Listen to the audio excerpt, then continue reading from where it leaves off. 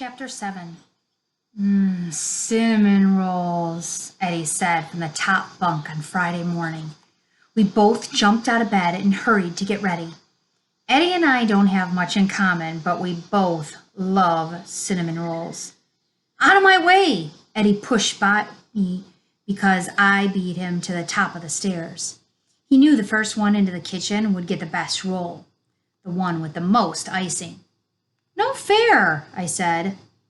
Eddie's big feet clumped down the stairs. He spread his arms out so I couldn't get by. My dad watched from the kitchen. In a hurry today, Eddie? My dad asked. Yeah, I love cinnamon rolls, he answered. I noticed from your behavior on the stairs, my dad added. Sorry, I guess I got carried away. Josh can pick the first one, Eddie said. My dad ruffled Eddie's hair. Good sport, he said, and Eddie smiled. Good sport? My dad gave me one of those looks that meant just let it go. I grabbed the gooeyest cinnamon roll and a glass of cold milk and sat down to eat. I noticed that Eddie always listened to my dad. He didn't talk back to him either. It was weird. Most kids would be mad if some guy married their mom and tried to take their dad's place. Eddie didn't seem to mind. Maybe it was because my dad was so much nicer than Eddie's dad. I met Eddie's dad once, and he was kind of a jerk. He kept punching me in the arm and calling me little man. He said that boys should be tough, but the arm punching kind of hurt. My dad had to tell him to lay off. We finished our cinnamon rolls and headed for the bus stop. Today's the last day, I said. Yep, Eddie said. Don't worry, I have a plan. I decided to wait until 2:59 to burp really loud. That way, when the dismissal bell rang at 3, Miss Waverly would only have 1 minute to react. I was hoping that since it was Friday, she'd let it go. It was risky to wait, but it might work. The only way my plan wouldn't work was if Miss Waverly was absent again today. What's your plan, Shrimpo? Eddie asked. Wouldn't you like to know? I answered. Duh, I just asked you. Of course I wanted to know. God, sometimes you're kind of stupid. What about you? How are you going to be nice to the entire school in one day? Yeah, wouldn't you like to know? Oh, now I get it, he laughed. You were joking before. Oh, come on, genius, I laughed as we got onto the bus. Bony Knuckles grabbed my shoulder as we walked into the classroom. It was Miss Waverly. I heard you had a rough day yesterday, according to the note Miss Neidendorf left, she said. Yes, ma'am, I replied. Hopefully you'll have a better day today, Miss Waverly frowned. I scooted into the classroom and sat down. This was going to be a long day. Maybe Eddie would blow his dare. Eddie hadn't come to class yet. If he was late, he would get a tardy slip. We got off the bus at the same time. Why wasn't he in class? Bing, bing. Oh my God, that was the bell. Eddie was going to be getting in so much trouble. I hope that he wouldn't get grounded again. Wait, why did I care? I wasn't his friend, although it had been kind of fun hanging out with him lately. Oh God, what was happening to me? I wanted Eddie to get in trouble. I wanted that attic room. After Miss Waverly took attendance, Eddie strolled into the classroom. I could see a note in his hand. What was he up to? I'm sorry I'm late, but I have a note from the lunch ladies explaining my tardiness. Eddie handed the note to Miss Waverly. Miss Waverly read the note. Well, I certainly look forward to lunch today. Thank you, Eddie. You may take your seat. Eddie grinned. He looked at me and gave me the thumbs up sign. I felt like puking. Wow, free ice cream, everyone! A first grader shouted as he left the cafeteria at lunchtime. We get free ice cream? Manny asked as we stood in line for lunch. Oh, I hope so, I said, thinking I could sure use a break today. I stopped the first grader. Hey kid, did you say we get free ice cream? Yeah, he answered and wiped off the chocolate ice cream mustache from above his lip. It's great. That big mean guy is buying everyone ice cream today. What big mean guy? I asked, but I already knew the answer. You know, that mean guy, Eddie. The first grader grinned. Oh no, I sighed as I grabbed my lunch tray. At the checkout, Miss Betty, the lunch lady, told me to choose chocolate, vanilla, or strawberry delight, compliments of Eddie. I didn't want to help Eddie, but I grabbed a strawberry. Hey, it was free. I entered the lunchroom. Eddie was smiling from ear to ear. He waved me over to what now had become our usual table. Everywhere I looked, kids were enjoying ice cream. Even the principal and teachers were eating ice cream. I felt cold all over. Must have been all the ice cream. Or maybe I got a chill when I realized Eddie just won the bet. Unless I could burp today. How's your ice cream? Eddie asked everybody at the table. It's delicious, Marina replied, between spoonfuls of vanilla. Yeah, thanks, Eddie. It sure was nice of you, Paul added. Did you hear that, Josh? Paul said it was nice of me, Eddie smirked. Just then, Mr. Duff, the principal, walked over to us. Eddie, that was very generous of you to buy the whole school ice cream today. He smiled at Eddie and walked away while eating his cup of strawberry delight. I can't believe you bought the whole school ice cream, Chelsea said. That must have cost a lot of money. Just about everything in my piggy bank, Eddie said and grinned. Wow, you must have had a lot of money saved up, Manny said. Yeah, I'm a saver, Eddie answered. Of other people's money, I added under my breath. Everyone gasped and looked at Eddie to see how he would respond. The old Eddie would have flattened me, but this new Eddie just looked at me with a hurt expression. I guess Josh doesn't know who my favorite medieval hero is. I was watching a movie last night about him, and I thought to myself, how can I be more like him? What could I do to be like him? And presto, it came to me. Buy the whole school ice cream. What hero? Marina asked. Yeah, what movie? Paul added. Before Eddie could answer, I jumped in. Hey, you didn't watch a movie last night. You had to stay up late and do homework, remember? Ha! I got him. Josh, it just so happens that in between my homework breaks, I was sneak watching a movie in the bathroom. So I wouldn't get busted. Thank you very much. Dang, I wondered why his laptop was set up in the bathroom. Was it a movie about Santa Claus? Manny asked.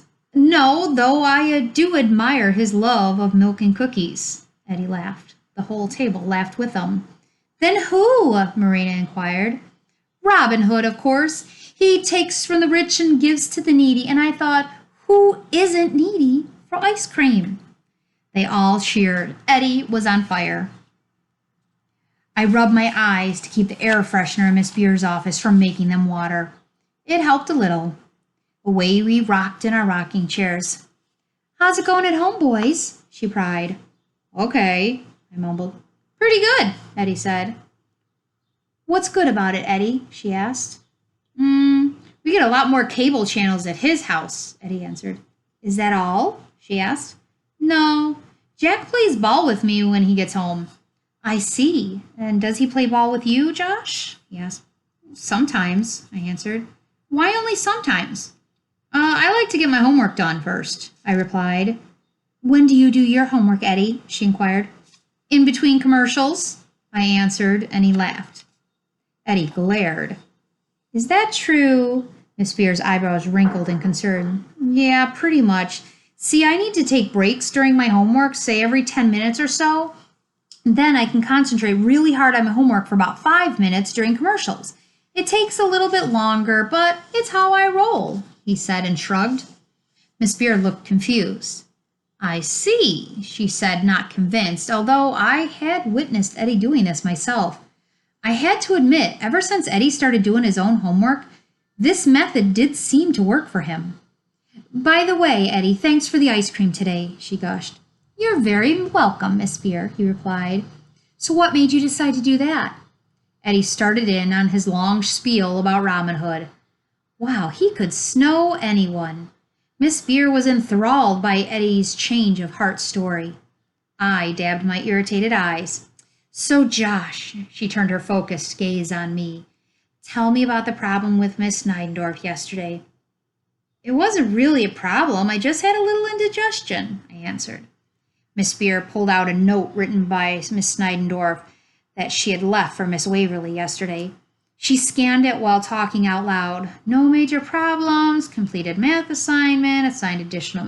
Here it is. Josh Miller was very rude. He purposely burped in front of the whole class to test my authority. I recommend swift action and parental involvement.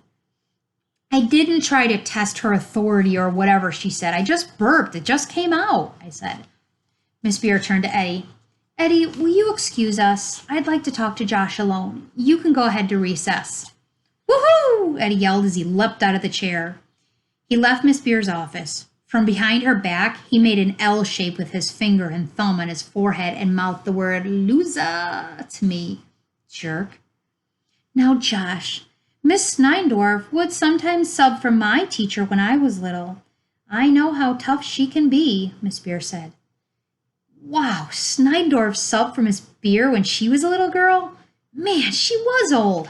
Maybe Schneindorf was a witch for real. I also know she wouldn't misinterpret what happened. So why did you burp on purpose yesterday? She asked. I don't know, I answered, trying to stall for time. I couldn't let her find out about the bet. Eddie's getting quite popular lately, she asked. So what? Why is she bringing up Eddie? I know he's a little rough around the edges. Are you trying to be more like him by burping? Perfect. I'm in. Yeah, you got me, Miss Beers. I'm trying to be more like Eddie, I said. I'm glad you're looking up to Eddie, but you must remain true to yourself. Now, don't cry. Everything will be just fine. She patted my knee and handed me a tissue. I wiped my eyes and looked at the air freshener. This was kind of working in my favor. I decided to go with it. I'll try to be true to myself, Miss Beer. It's kind of hard sometimes. Eddie's so cool, I said through my tears. You just keep on keeping on, Josh. Now go on to class. Jeez, what did that mean? Grown-ups are so weird. Okay, I'll try, but I can't promise it'll be easy. I may have the urge to be like Eddie and forget to control it, I said, setting myself up for the big burp this afternoon. Now Miss Beer will have my back and can explain my gross behavior to Miss Waverly. I felt as crafty as Eddie. Oh no, maybe I did want to be like Eddie. Nope, just wanted the new room, I told myself as I walked back to class. Thanks, Manny patted Eddie's shoulder on the way back to his desk. No problem, Eddie said. Yeah, the ice cream was awesome, Matthew said and grinned. Andy saluted him. He actually saluted. This afternoon was becoming unbearable. Okay, class, our last report today will be from Marina, Miss Waverly snapped the class back to attention. Marina rushed up to the front of the class. For my biography report, I chose Ronald Reagan, Marina said and started reading. I really did try to pay attention, but it was kind of boring. I guess he was once president or an actor. Usually I liked Marina's reports, but today I was more concerned about watching the clock. I had to plan my burp at exactly the right time. The seconds on the clock ticked by slowly. So slowly. Then he got shot in the head. Marina said, Wait, what? Who got shot? Ronald Reagan? Dang, Marina's report was just getting good, but I missed it because of the stupid clock. Marina continued, but he survived. Oh, maybe I didn't miss that much. I turned my gaze to the window. The wind had picked up and the sky was getting more and more gray, just like my mood. I spotted a spider's web on the windowsill and watched it waving back and forth in the wind. How did it stand the wind's gusts? It was so strong. The wind blew the web up and down like a parachute in PE class. It was cool. The little spider was tucked into the thickest part of the web. Insects are so smart. Because I was so engrossed in watching the spider's web, I didn't realize Marina finished her report until I heard everyone clapping. Thank you, Marina, Miss Waverly said. Marina took a little bow. Sometimes she was such a show-off. I looked at the clock. Oh no, it was 2:45. I quickly started gulping air to get ready for my big burp. Miss Waverly said, Students, please grab your backpack and pack up for the day. Everyone leapt out of their chairs. I packed up but kept gulping air. After everyone was packed and back in their seats, I took my final gulp. I could feel a big burp brewing. It was 2:56. I looked over at Eddie and noticed he was gulping air too. What's going on? Why is he gulping? I almost lost my nerve. I started gulping again. I gulped faster and faster. It was 2:58, close enough. I opened my mouth and let out the world's biggest burp. At the same time, Eddie opened his mouth and burped too. We were having dueling burping contest. That was his plan all along. He was going to distract half of the class with his burp so I'd lose. I knew I had to burp longer than Eddie. Could I do it? I could feel my burp starting to wane. I swear Eddie was enjoying this. He was swaying back and forth while he was burping, his eyes twinkling. I pushed every little bit of burp out of my throat. The entire class sat with their mouths open. The students near me were watching me, but the students near Eddie were watching him. I had to get them all to watch me. Finally, a miracle happened. Eddie stopped burping and I kept going. I had out-burped the master. All eyes were on me. I had done it. Miss Waverly looked shocked, and then she turned her back to the whole class.